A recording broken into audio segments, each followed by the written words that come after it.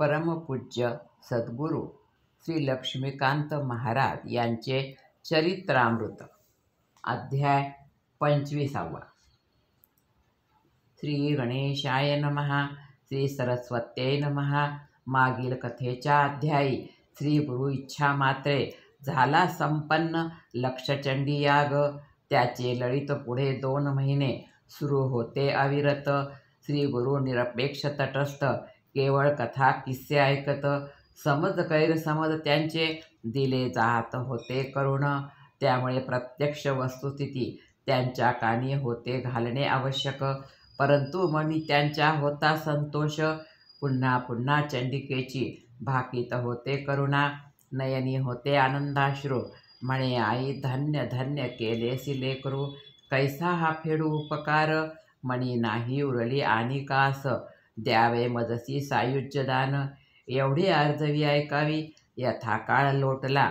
खैरे आले दर्शनाला. संवाद लक्षचंडीचा झाला 2 वर्ष सतत. नव्हता घडला प्रवास. म्हणती खैरे महाराजांसी जाऊ तुमच्या सवे तीर्थाशी.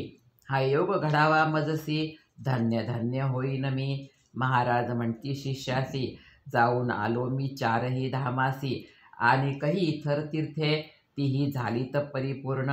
राहिले केवळ पशुपतीनाथ. ते आता आहे अशक्य. प्रकृती नाही देत साथ. राहिली ती अधुरी आस. खैरे म्हणती द्यावी आज्ञा. करीन ती त्याची पूर्तता. संभाजी नगराहून विमानाने जाऊया पशुपतीनाथासी. त्रास नाही होणार आपणासी. ही दक्षता असे माझी. हो ना करता करता दिली संमती श्री गुरुनी. त्यानुसार मग यात्रेची तिथी निश्चित झाली. होते खैरे संसद सदस्य. बंगला होता दिल्लीत. परत येताना बंगल्यावर केले नवचंडीचे आयोजन. मोजक्याच विप्रांसी सोबत घेतले दिल्लीस. संभाजीनगरहून विमानाने पोहोचलो आम्ही दिल्लीस.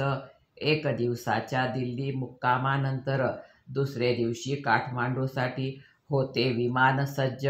कडक सुरक्षेच्या तपासण्या झाल्या आमच्या पार करून. खैरेंच्या बरोबर असल्यामुळे झाला नाही महाराजांना त्रास.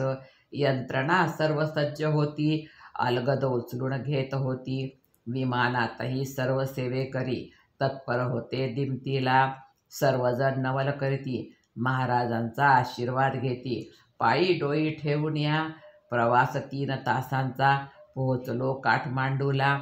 डाबर आयुर्वेदिक कंपनीत नाईक नावाचे एक गृहस्थ होते महाराजांचे भक्त. त्यांचेकडे महाराजांचे भोजन निवास आमचा एका भव्य सुसज्ज हॉटेलात. दुसरे दिवशी पशुपतीनाथांचे पूजन. दाक्षिणात्य पुजारी होते मुख्य उपाध्याय. खैरे पती पत्नी यजमान. अगदी मूर्तीसमोर विराजले महाराज खुर्चीवर. समोर बसले यजमान. बाजूला मी आणि कालिदास महाराज. 2 तास पूजेचा थाट. प्रसाद म्हणून 1 रुद्राक्ष माळ पशुपतीनाथावर वाहिलेली प्रत्येकाच्या गळ्यात घातली पुजाऱ्याने. पाहून झाला आजूबाजूचा परिसर. नेपाळी चलन घेतले बदलून. झाला मुक्काम काठमांडूत. दुसरे दिनी प्रस्थान दिल्लीस. पोहोचलो सुखे नैव बंगल्यात. केली तयारी नवचंडीची. 2 दिवसात पाठ परिपूर्ण. तिसऱ्या दिवशी हवनादी कार्यक्रम. असंख्य मान्यवरांना निमंत्रित होते खैरेंनी. खैरेंचे आतिथ्य थोर. नव्हती तेथे कशाची उणीव. अत्यंत स्नेहादरे होते उभे स्वागतास. जो तो मग श्री गुरुचरणी होतसे नतमस्तक. आश्चर्य होते सर्वांना.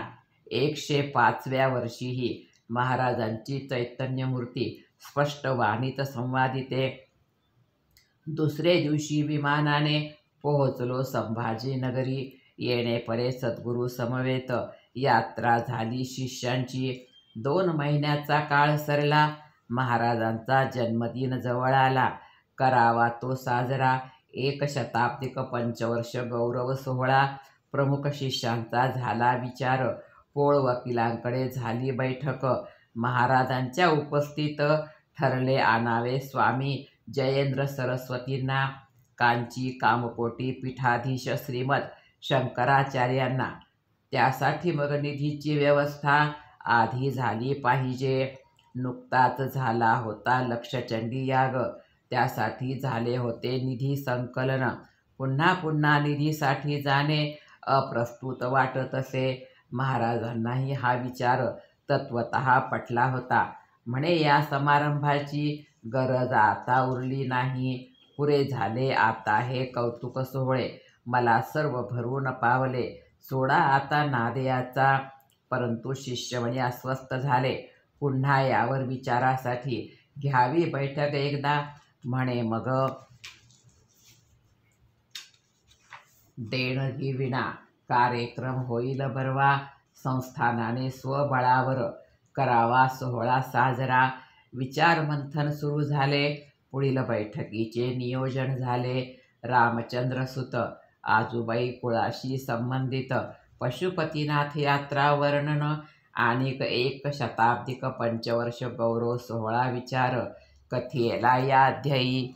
श्री लक्ष्मीकांत महाराज चरित्र 25ोऽध्याय समाप्तः. श्री लक्ष्मीकांतार्पणमस्तु. लक्ष्मीकांत महाराज की जय.